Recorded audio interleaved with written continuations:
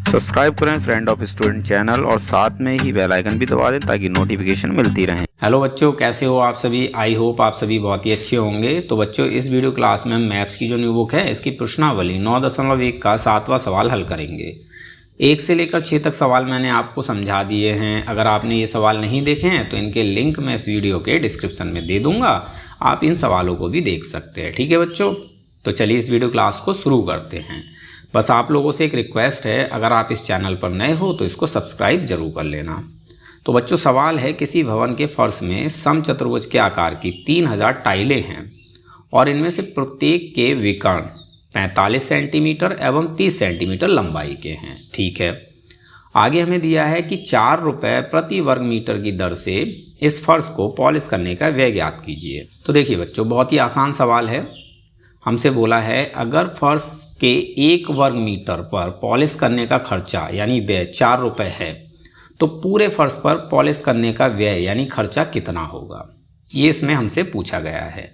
तो बच्चों, इसके लिए हमें क्या करना है, हमें इसमें फर्श का क्षेत्रफल निकालना है। तभी हम ये बता पाएंगे कि 1 वर्ग मीटर पर पॉलिश करने का खर्चा 4 रुपये है तो पूरे फर्श पर पॉलिश करने का खर्चा कितना होगा। ठीक है, अब हम फर्श का क्षेत्रफल कैसे निकालेंगे। तो देखो बच्चों, सवाल में हमें दिया है कि फर्श पर 3000 टाइलें लगी हुई हैं। तो हमें क्या करना है, फर्श का क्षेत्रफल निकालने के लिए हमें इन 3000 टाइलों का क्षेत्रफल निकाल लेना है। यही हो जाएगा फर्श का क्षेत्रफल। ठीक है, अब हम इन 3000 टाइलों का क्षेत्रफल कैसे निकालेंगे। तो देखो बच्चों, इसको निकालना बहुत ही ज़्यादा आसान है, क्योंकि यहाँ हमें हर एक टाइल के ये दोनों विकर्ण दे रखे हैं। तो यहाँ पर हम समचतुर्भुज के क्षेत्रफल का फॉर्मूला लगाकर इन 3000 टाइलों का क्षेत्रफल निकाल लेंगे। ठीक है, और ये जो क्षेत्रफल हमें मिलेगा ये मिलेगा वर्ग सेंटीमीटर में, क्योंकि जो विकर्ण है ये सेंटीमीटर में दे रखे हैं। तो क्षेत्रफल हमें किस में मिलेगा, वर्ग सेंटीमीटर में। अब यहाँ खर्चा हमें दे रखा वर्ग मीटर में, तो हमें क्या करना होगा, इस वर्ग सेंटीमीटर को वर्ग मीटर में बदलना होगा। ठीक है, अब वर्ग मीटर में बदलने के बाद ये जो क्षेत्रफल है इसको हमें 4 से गुणा कर देना है, तो हमें अपना आंसर मिल जाएगा। ठीक है, तो चलिए इसको सॉल्व करते हैं और अच्छे से आपको समझ में आ जाएगा। तो बच्चों, सवाल में हमें टाइल का पहला विकर्ण दे रखा है 45 सेंटीमीटर, इसको हमने D1 बोल दिया है। ठीक है, और दूसरा विकर्ण हमें दे रखा है 30 सेंटीमीटर, इसको हमने बोल दिया है D2, और हमें पॉलिश का व्यय दे रखा है 4 रुपये प्रति वर्ग मीटर। ठीक है, अब हमें सबसे पहले क्या करना है बच्चों, फर्श का क्षेत्रफल ज्ञात करना है। तो फर्श का क्षेत्रफल बच्चों क्या होगा, फर्श का क्षेत्रफल होगा 3000 टाइलों का क्षेत्रफल, 3000 टाइलों का क्षेत्रफल। ठीक है, जो 3000 टाइलों का क्षेत्रफल है यही क्या है, फर्श का क्षेत्रफल है। ठीक है, तो हमें फर्श का क्षेत्रफल निकालने के लिए 3000 टाइलों का क्षेत्रफल निकालना है। अब हम 3000 टाइलों का क्षेत्रफल कैसे निकालेंगे। तो देखो बच्चों, अगर हम एक टाइल का क्षेत्रफल निकाल लें और इसको हम कर दें 3000 से गुणा, तो हमें 3000 टाइलों का क्षेत्रफल मिल जाएगा। ठीक है, अब एक टाइल का क्षेत्रफल हम कैसे निकालेंगे, तो हमें पता है टाइल है समचतुर्भुज के आकार की और इसके हमें दोनों विकर्ण भी दे रखे हैं। तो यहाँ हमें फॉर्मूला लगाना है 1/2 गुणा में पहला विकर्ण, तो पहला विकर्ण हमने माना है D1, फिर गुणा में दूसरा विकर्ण, तो दूसरा विकर्ण हमने माना है D2। ठीक है, तो ये हो गया फॉर्मूला एक टाइल के क्षेत्रफल को निकालने का, 1/2 गुणा पहला विकर्ण गुणा दूसरा विकर्ण। ठीक है, अब इसको अगर हम 3000 से गुणा कर दें तो ये हो जाएगा 3000 टाइलों का क्षेत्रफल। ठीक है, अब इसमें हम फटाफट से मान रख लेते हैं। तो 1/2 ज्यों का त्यों गुणा D1 हमारे पास है 45 सेंटीमीटर गुणा D2 हमारे पास है 30 सेंटीमीटर और फिर गुणा में 3000। ठीक है बच्चों, अब क्योंकि ये दोनों ही विकर्ण सेंटीमीटर में हैं तो आंसर हमें किस में मिलेगा, वर्ग सेंटीमीटर में, यानी सेंटीमीटर स्क्वायर में। ठीक है, अब इसको हम सॉल्व कर लेते हैं।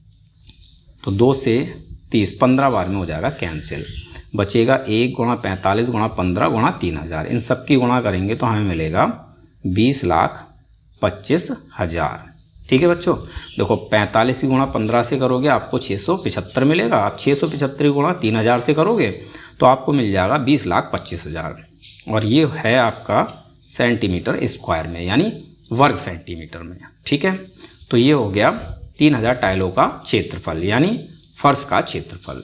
ठीक है बच्चों, अब देखो हमें खर्चा दे रखा है वर्ग मीटर में, किस में दे रखा है, वर्ग मीटर में, यानी मीटर स्क्वायर में। तो हमें इस सेंटीमीटर स्क्वायर को मीटर स्क्वायर में चेंज करना है। तो हम सेंटीमीटर स्क्वायर को मीटर स्क्वायर में कैसे चेंज करेंगे? तो देखो बच्चों, हमें पता है कि जब हम सेंटीमीटर को मीटर में चेंज करते हैं तो 100 से भाग देते हैं। अब यहाँ सेंटीमीटर स्क्वायर है, तो सेंटीमीटर स्क्वायर को मीटर स्क्वायर में चेंज करना है तो हमें क्या करना है, इस संख्या को 100 गुणा 100 से भाग देना है। ठीक है, तो यहाँ हम लिखेंगे 20,25,000 और बटे में 100 गुणा 100। ठीक है, अब ये बन गया मीटर स्क्वायर। अब इसको थोड़ा सा हम सॉल्व कर लेते हैं। इन 2 जीरो से इन 2 जीरो को कैंसिल कर देते हैं, इस 1 जीरो से इस 1 जीरो को कैंसिल कर देते हैं। ठीक है, तो ऊपर बचेगा 2025 और बटे में 10। अब इसको हमें सॉल्व नहीं करना है, इसको ऐसा ही रहने देना है। 2025 बटे में 10 मीटर स्क्वायर। तो अब ये क्षेत्रफल हो गया मीटर स्क्वायर में। ठीक है, अब हमें क्या करना है, फर्श पर पॉलिश करने का व्यय निकालना है। तो यहाँ लिखना है